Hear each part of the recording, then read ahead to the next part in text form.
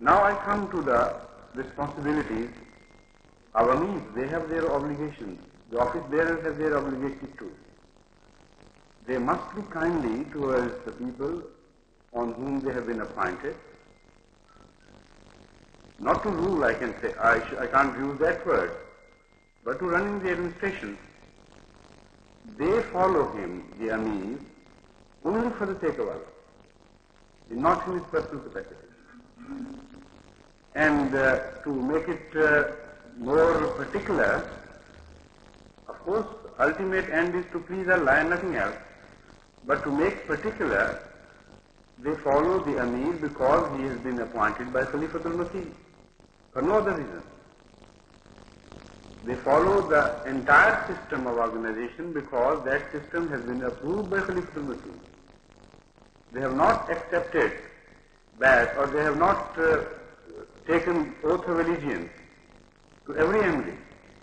They have only taken oath of allegiance at the hands of Khalifatul Masih. So everything gets concentrated in his hand, and then from it emanates in all directions. And as long as it is coming from him, Ahmadis follow it because it is an article of their faith that he is appointed by Allah.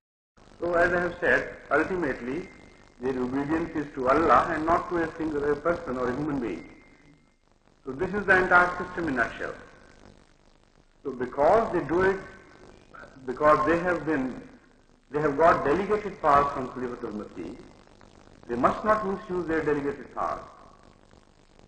I should abhor to appoint an Amir who is unkind to Ahmadis, because Khilafat has a direct relationship with all Ahmadis. They are made to obey not because they are made to feel inferior, but only to keep order. For nothing, no other reason at all. But order does not mean harshness and unkindness.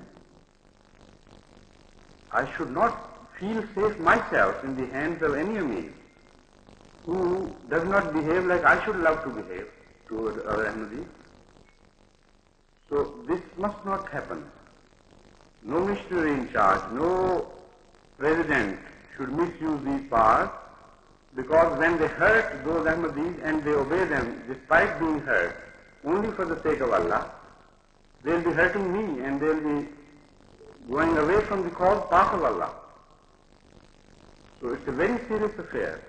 You must keep this trust intact and try to behave like Hazrat Muhammad Mustafa sallallahu alaihi wasallam behaved towards his followers. No more supreme authority, more supreme than Hazur Akram sallallahu alaihi wasallam can be conceived in this earth.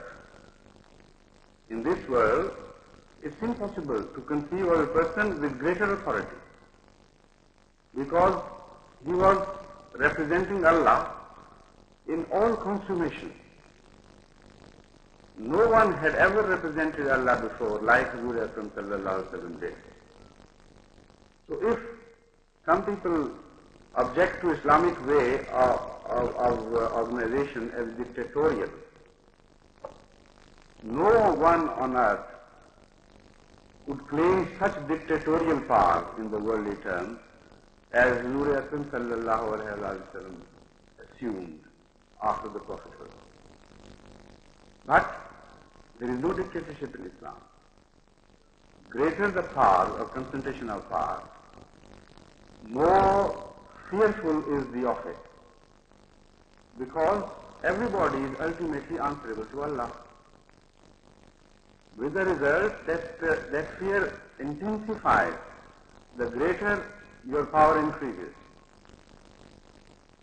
So Hazur Akram sallallahu alaihi wasallam used that power in the humblest manner, in such beautiful and attractive manner that all through his life you can't pinpoint a single occasion where anybody on earth could call that occasion to be an exhibition of dictatorship. He ruled through wisdom, he ruled through prudence, he ruled through love. And if you rule with these three factors, then it's impossible for dictatorship to come into the picture. It has nothing to do with prudence. Dictatorship has not, nor with wisdom, nor with love. It doesn't belong here. So this is the sort of administrative part which is devolved on all Ahmadis serving in any capacity.